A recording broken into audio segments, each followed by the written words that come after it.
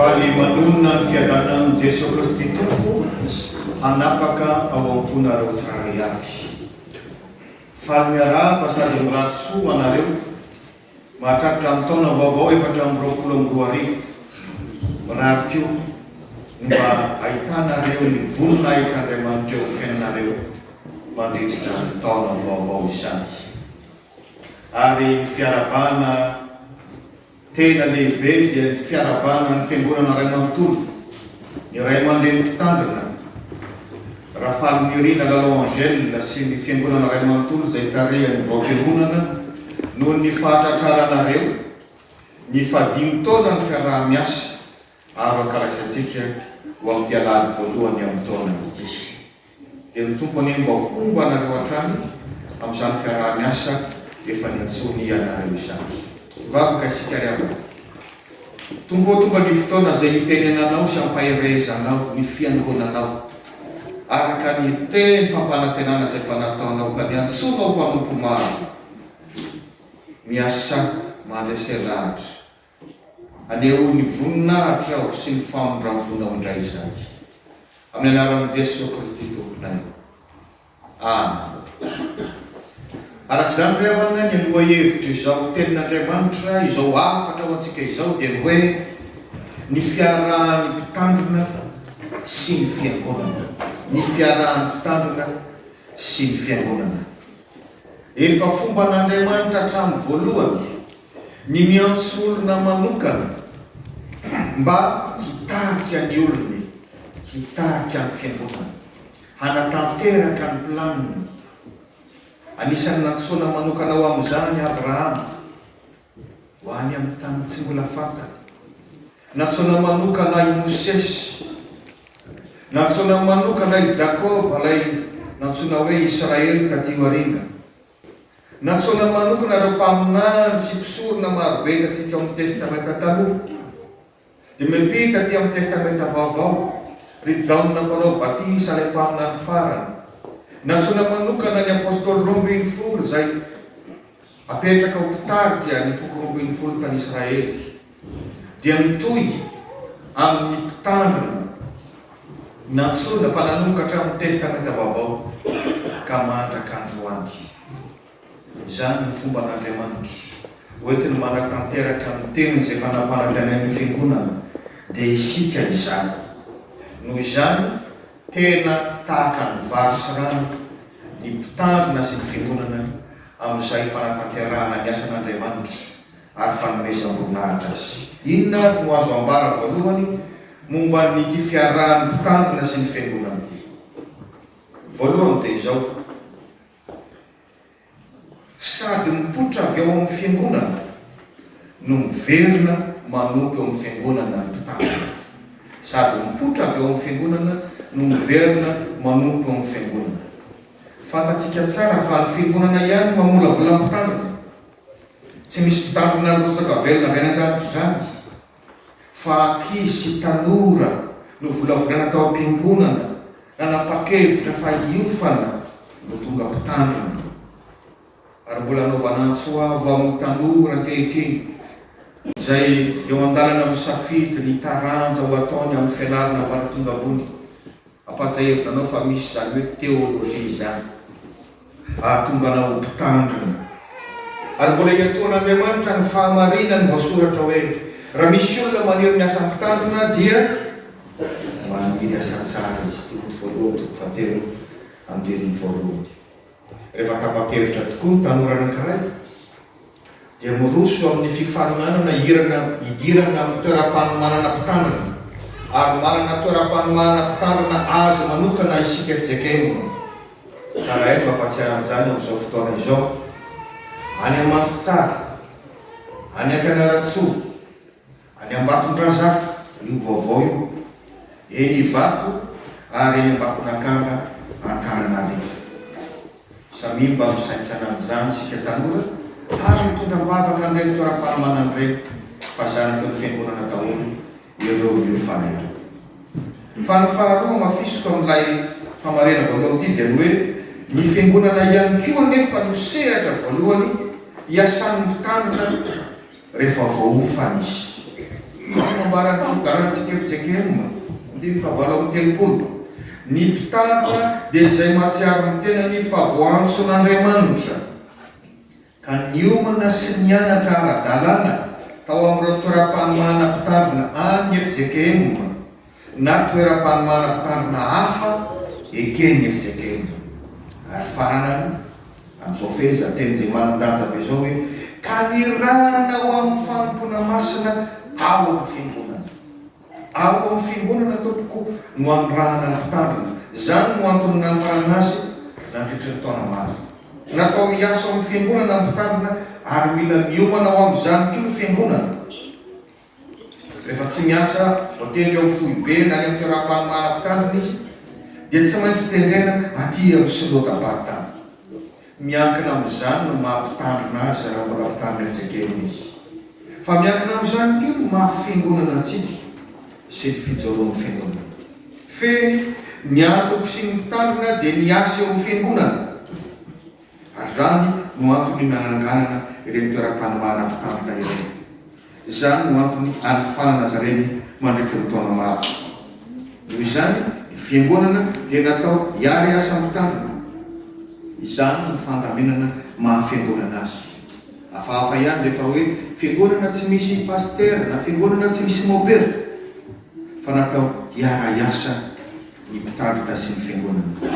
Tsaroako zany zahay vao mitendrena tany amin'ny taona 5,700 sy tarivo tany. Pastera moa mahalala tsara zany fa rehefa tendrena voalohany anao dia tsy maintsy any ambanivohitra be. Ary midikany hoe any ambanivohitra be dia any amin'ny toerana izay mbola vitsy mpivavaka. Dikan'izany tsy maintsy paroasy no fiteny azy. Zany hoe tsy mba fiangonana tokana tahaka izao, ka fiangonana maromaro maritaka elanelanina kilometatra maromaro indraindray. Misy zany hoe pasteur anankiray fa ny ambanivohitra be any efa ho 720 ny isan'ny fiangonana na zanam-piangonana hoentina. Ohatrany hoe mora toronony eto zany fa mba ataovy ny teoria hoe isaky ny pirisy zany no tonga ao amin'ilay toerana anankiray. Ary indraindray rehefa misy olona mpifito mpivavaka ao dia efa azo antsoina hoe zanam-piangonana zany dia tsy maintsy andehanana. Zany ilay izy. Fa zao lazaiko anao faly ery na dia zanam-piangonana kely aza rehefa hoe manana pasteur zany izy. Dia resahany iny atseny iny zany. Tsy misy manontany akory dia pasteur ny avy any Antananarivo. Izy lasaka. Mazoto ery izy na dia 320 kilometatra aza atao ditongotra dia mahazoto izy mamonjy ny antsoina hoe lovolana. Araka ny andarana zany isaky ny anaty lohany amin'ny volana dia amin'ny toerana anankiray dia mandeha ditongotra be ny sasany satria misy pasteur mitarika amin'ny fampivavahana hanao fampianarana dia mazotozoto ilay fiangonana. Zany tsika pasteur antenain'ny olona mitondra aina, mitondra fifaliana eo amin'ny fiangonana. Inona fanamariana faharoa amin'ny fiarahampitandrina sy ny fiangonana? Mamelona ny fiainam-panahintsika ny fiaraha-miasa mpitandrina sy ny fiangonana. Rehefa mirindra tsara ny fiaraha-miasa mpitandrina sy ny fiangonana dia sahako milazanao hoe velombelona ny fiainam-panahinao raha tena mitady an'Andriamanitra ambany anao. Fa rehefa marisarisa koa io aza mana-tenanao hoe ianao tena tafatoetra tsara n'Andriamanitra nefa ny fiangonana mikorota. Fiangonana mifanaratsy, fiangonana miady sy ny fampianana Kristo. Tsy ahekinan-javatra be dia be zany. Inona avy ary ireo iaraha-mpitandrina sy ny fiangonana tao ka mamelombelona ny fiainam-panahinao? Voalohany amin'izany ny fampivavahana. Io no manamarika voalohany ny fiainantsika ny fiangonana. Rehefa mitenenao zao hoe fiangonana dia manatanteraka fampivavahana izy. Io ny fomba hita maso voalohany anehoantsika fa mino n'Andriamanitra ary tia n'Andriamanitra izy. Ary ny fitariana ny fampivavahana io no miandry ny mpitandrina voalohany. Anaovany fanekeny zany, manao izay alavirary ny fampivavahana. Hitantana sy hanolotra amin'ny fahamarinana ny sakramenta amin'ny fotoana mamety izany. Tahaka ny fandraisana fanasana ny baptisy. Ary ny mpitandrina ihany no afaka manatanteraka izany. Ary nizaniza mitarika sy mitory dia tokony ezaka ny amin'ny hoe hitondra aim-panao amin'ny tokoa izany. Adintsika izany paster. Inona koa no fiaraha-miasa amin'ny tanana sy ny fiangonana izay ataoko hoe miazona ny fiainam-panahintsika tsy andatsika. Itory-teny, ny fampianarana, fantatsika tsara fa isaka misy fantaovavahana dia misy tory-teny. Ary zao komandraka kehitriny ny famarinan'ny teny ny mpampianatra anakiraika mba averiko amin'ny mpianatra koa mampianatra hoe tadio fa faravakely ampitombona folo amin'ny fotoana izay anehoanao ny tory-teny na fampianatra ataonao ny fanomanana ao ambadiky. Raha tory-teny nataonao tao anatin'ny 30 minitra faravakely ianao raha tena miomana tsara matahotra an'Andriamanitra na lamy 3 minitra ianao nanomana an'iny. Ary ny 3 minitra tsy vitanao tonga dia mitambatra ray andro zany. Oentinao matory iny, le fanomanana eo olona tabatra ny vita fa mbola manaraka anao matory iny dia nandray anao amin'ny alina mitsangana aza fa enao mipetsika ny fanao ity hovaina tahaka izao. Ity hovaina tahaka izao ny filaza azy. Ary anatin'izany koa ny fitondrana mbavaka izany afatra izany tena mba mitondra aim-panahy. Tsy maintsy manao fampianarana ny mpitandrina. Na mitady ny fomba rehetra mitady fiaraha-miasa isiany fampianarana satria izany no mampiorina ny finoantsika. Ary izany ihany no miaro antsika amin'ny fampianarana diso mba tsy hivavabavapoana isika. Aitsika tsara ny ten'Andriamanitra ao amin'ny bolana 720 andininy faharoa manamafy an'izany tsy tsara raha tsy manam-pahalalana ny fanahy. Nadikany hoe tsy tsara. Ratsy zany raha tsy afahalalana ny tenin'Andriamanitra ianao. Tsy velombelona ny fononao fa olona miozigozina ianao. Izany tsy maintsy arahany ny mpitandrina sy ny fiangonana miasa mba tena hiorina tsara ny fononao. Mba tsy laza zavatra petsaka dia ty fahatelo ty no zay farany. Ao koa ny antsoina hoe accompagnement pastoral. Zay tsy maintsy ataon'ny mpitandrina. Ny mpitandrina dia miezaka miaraka aminao amin'ny ankafaliana. Vao teraka ianao dia miarabanao izy. Ary midinidinika aminao ahoana nanaovana ny fanoloran-jary, ahoana nanaovana ny batisa sady miaraka aminao manatanteraka izany. Ny andrasananao mpandray kafaliana tao izany. Ny anatanterahana ny mariazinao sy ny sisa rehetra. Miarapaly, mila mahay miarapaly amin'ny fiangonana koa sika rehefa lafa-tsy hoe mampalahelo foana rehefa paster zany. Dia misaotra ny paster moa fa dia miarapaly tamin'ny fiangonana tokoa tamin'ny farany taona. Itsena ny taona vaovao 420. Fa tsy zany ihany fa amin'ny ankaratsiana indrindraindrindra. Io dia tena adidy tsy azo mitandrina ialana. Ary raha milahatra eo zao hoe ato misy zavatra mafaly dia ato misy fahoriana. Isany tsy maintsy aleha. Fahoriana aloha dia mba teny faly aza izy. Ary eo koa fantatry ny fiangonana zany fa adidy tanterahan'ny mpitandrina amin'ny anarany Jesosy Kristy sy amin'ny anarany fiangonana. Rehefa marary ianao, mamangy anao ny fiangonana ary mitandrina anao mitatra amin'izany voalohany. Tsy maintsy mivavaka ao anao izy. Raha hita mikivokivona malaina mivavaka ianao, tsy maintsy mampahery anao izy ary mivavaka ao anao izy. Raha manana olana ianao, tsy maintsy miaino anao izy. Io le antsoina hoe confident. Ilazana ny tsy ambaratelo ary mafy be io havana. Raha azo atao, aleo za tsy manao an'io fa tsy afaka miala amin'izany ntsika paster. Iny adikan'io tonga ny olona milaza ny olany aminao. Ianao tsy maintsy miaino, tsy maintsy mifantoka tsara, ary tena mandray ho an'ny tenanao le olona amin'ilay olona. Tsapan'ilay olona mihitsy rehefa tenao le fampatokisana manomboka miamaivana izy. Miampitany amin'ilay olona izarany azy le olona. Dia tsy maintsy mivavaka ho an'ny olona io ny paster. Tsy maintsy manolo-tsaina. Ary ny tena mafy indrindra dia ity. Tsy mahazo milaza manolona izay zavatra nanahirana nitenen'ilay olona tamin'ny paster. Na mivadiny azy. Fa tsy maintsy terisy no azy. Nefa iny mavesatra. Azako anao rehefa tena miampitany aminao iny dia mavesatra. Dia ny fanafodiny dia zao zaraina aingana amin'izy amin'Andriamanitra mialala mivavaka. Raha mba tsy ampivavaka ny paster mora resika ary mora kivy. sorona fiainam-bavaka ny fiainan'ny mpitandrina, ny fiainan'ny diakôna, ny fiainan'ny mpianatra. Tsy maintsy ataon'ny mpitandrina zany rehetra zany mba tsy hakivokivy ianao, mba melombelona ny finoanao. Ary zany mila zany mpandinika hoe tena soro-tenan'Andriamanitra ireny hiraka manokany ireny. Zany mahatonga ny apôstôly Paoly miaika eo amin'ny Korintiana voalohany toko 7:7, mpiara-miasa amin'Andriamanitra izahay ary sahan'Andriamanitra sy trano rafitr'Andriamanitra ianareo.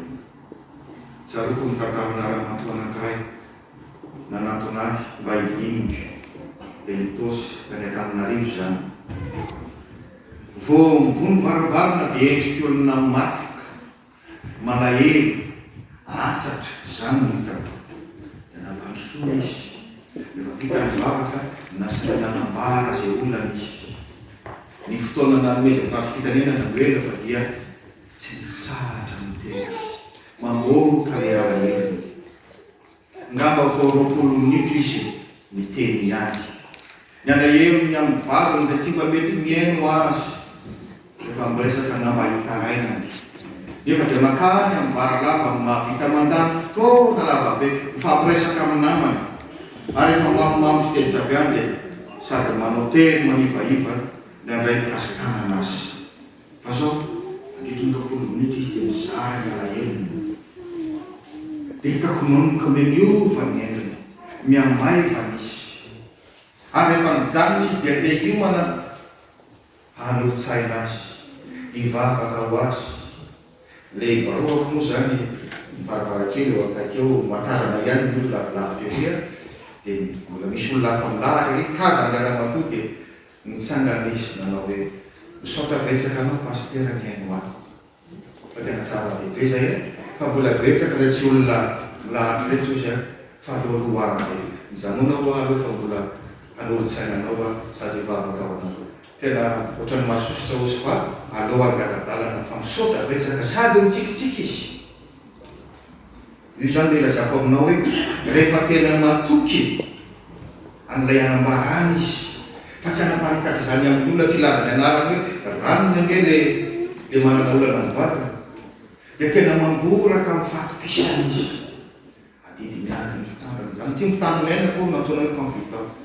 Vedezy hoe mpiandro ny diakôna, tsy voatery mpiandro sy diakôna koa fa rehefa hitanao fa mahana fahamatorana ara-panahy. Azo izarana zany. Ary tokony ataontsika zany rehefa. Zay hoe mifampizara zay mavesatra ianareo. Satria tena miaino azo marina. Satria fantany fa hivavaka ho azy. Dia mba tsy ary maivana sahady izy. Na dia mbola tsy nandray tolo-tsaina koa rehetra. Raha tsorona zao rehefa. Rehefa tena manao ny asa amin'ny mpitandrina, tokony ho tsara fihavanana amin'ny mpiara-mivavaka rehetra izy. Ary rehefa tena miaraka-asa amin'ny mpitandrina koa ny fiangonana, dia tokony ho tsara fihavanana amin'ny mpitandrina ny mpivavaka rehetra. Fa matoa raha tsy fihavanana amin'ny mpitandrina ianao, na le mpitandrina no tsy manao tsara ny asa sy mitrandraka zay rehetra tokony atao, na ianao mihitsy no efa tsy tian'Andriamanitra ka hananao hatramin'ny mpanampony. Fahatelo sady farany. Miaro ny firaisan'ny fiangonana tsy ho simba ny fiarahamiasa amin'ny mpitandrina sy ny fiangonana. Miaro ny firaisan'ny fiangonana tsy ho simba. Io ato riakantoana hoe efa fomba an'Andriamanitra hatramin'ny voalohany, efa noman'Andriamanitra zany hoe fiarahamiasana mpitandrina sy fiangonana. Zany no natsorony mpanompo maro zay famitandro saiko taminareo. Efa hevitra Andriamanitra hatramin'izay no hoe isina mpitariky. Ary mazany io dia hoarina amin'ny mpiandriondry zay miandry ny ondry. Efa akisaratra ny amin'ny testamenta taloha zany, Jehovah ny mpiandriana.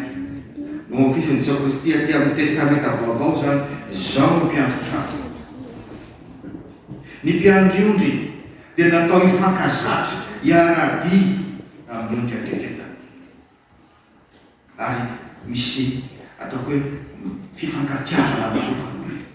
Mahavalana tokoa fa rehefa avy nanorina ny fiangonana tao Korinto ny apôstôly Paoly, izy moa tsy no apôstôly Jeanissa dia nandeha any toerana hafandraika ka voatery mpanompo samihafa no ny raha ny antseriky tao tahaka ny Apôlôsy, tahaka ny Kefasy.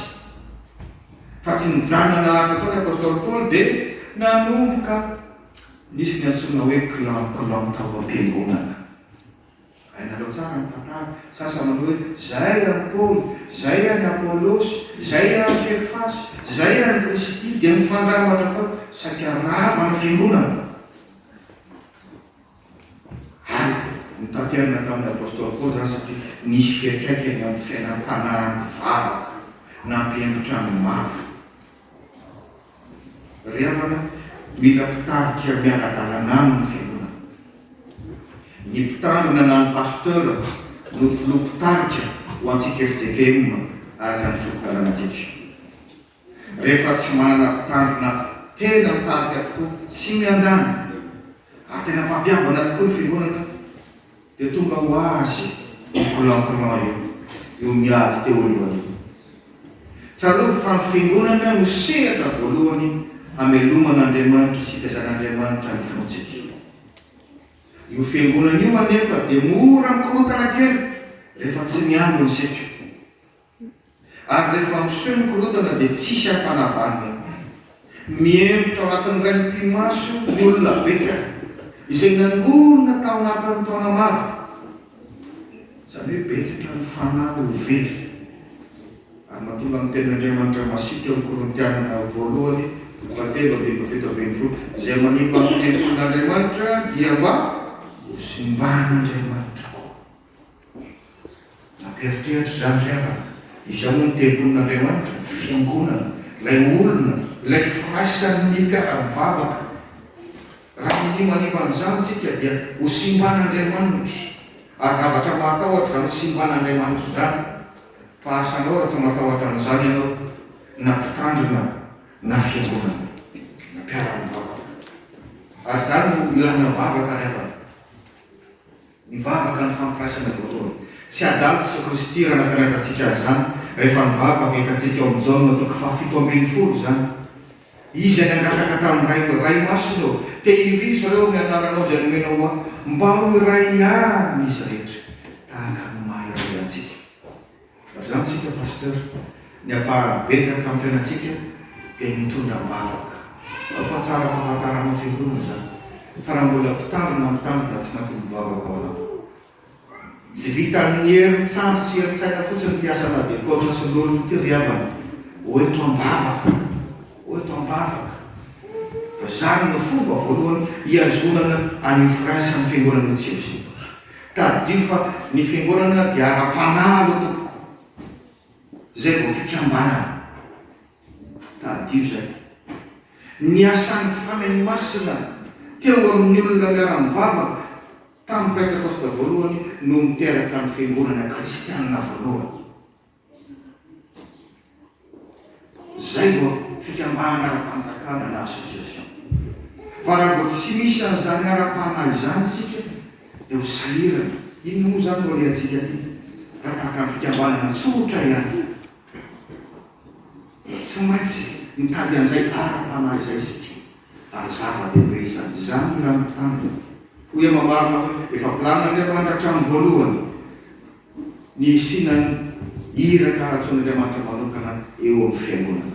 Hamelonambelona sy hitaizany finoantsika. Samy mabin'Andriamanitra amin'ny fiaraha-miasa eo na mpitandrina na fiangonana. Tena miezaka amin'ny fampony tokoa ve ny mpitandrina sa tsy? Tena miara-miasa tokoa ve ny fiangonana sa manao toe-patsaka? Vaovao ny taona fanavaozana amin'ny toe-posy ny toe-tsaina. Alavilo azy ny avilavina sy ny fankalana, ny fifandrafiana sy ny fifanaratsiana. Fa fotoana ny fiavaozana izao. Raha fatra-pitady ny zava-panahy ianao, izay mpandroso ny fiangonana ny tady avaditra. Dia ho amarin'ny tompo eto amin'izao fiangonana izao any ny teny manao hoe naiza fiangonana androna telo amin'ny anarako eo afovoany ao. Amen.